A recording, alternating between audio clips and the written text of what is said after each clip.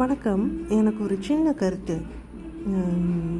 இந்த யூடியூப்பில் சமையல் செய்கிறவங்க, ஷெஃப்ஸு, அப்புறம் இந்த ஹவுஸ் ஒய்ஃப்ஸு, இல்லத்தரசி, இவங்களாம் வந்துட்டு ஒரு நேரம் நமக்கு வந்து இந்த பிரியாணி சோறு, ஃப்ரைட் ரைஸு அந்த மாதிரியெல்லாம் சொல்லும் போது நீங்கள் என்ன பண்ணுறீங்கன்னா, 1 கப் பிரியாணி அரிசி, 1.5 கப் பிரியாணி அரிசி அப்படின்னு சொல்லி நீங்கள் வந்து அளவு சொல்கிறீங்க.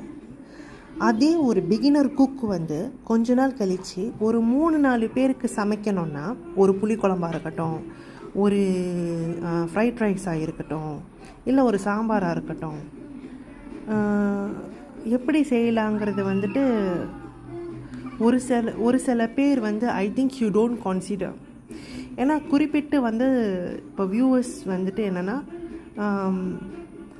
குறிப்பிட்ட ஒரு சேனல், ஒரு 4-5 சேனல் ஃபாலோ பண்ணுவோம் சமையலுக்கு. அப்படி இருக்கும்போது அதில் வந்துட்டு நீங்கள் 1.5 கப்பு பிரியாணி அரிசி, 1 கப்பு சாதம், 1/2 கப்பு சாதம்னு சொல்லிட்டு நீங்கள் வந்து சொல்லி தரும்போது அது வந்து கஷ்டமாக இருக்குது ஆக்சுவலாக, உண்மையை சொல்ல போனோன்னா.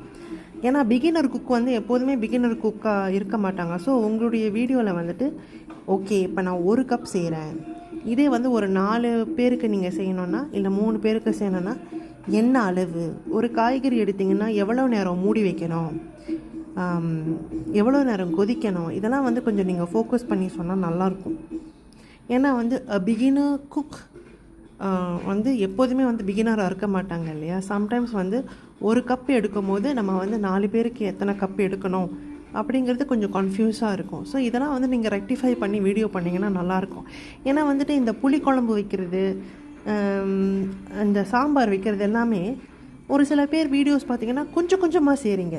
அந்த மாதிரி செஞ்சாக்க ஒரு 3-4 பேருக்கு வந்து பற்ற மாட்டேங்குது. ஸோ இதை வந்து நீங்கள் ரெக்டிஃபை பண்ணணும்னு நான் வந்து ஃபீல் பண்ணுறேன். நான் யாருடைய மனசையும் வந்து காயப்படுத்த அந்த நோக்கத்தில் நான் சொல்லலை. நான் சொல்கிறத நீங்கள் வந்து புரிஞ்சிக்கணும்னு நினைக்கிறேன். I hope you understand. நன்றி.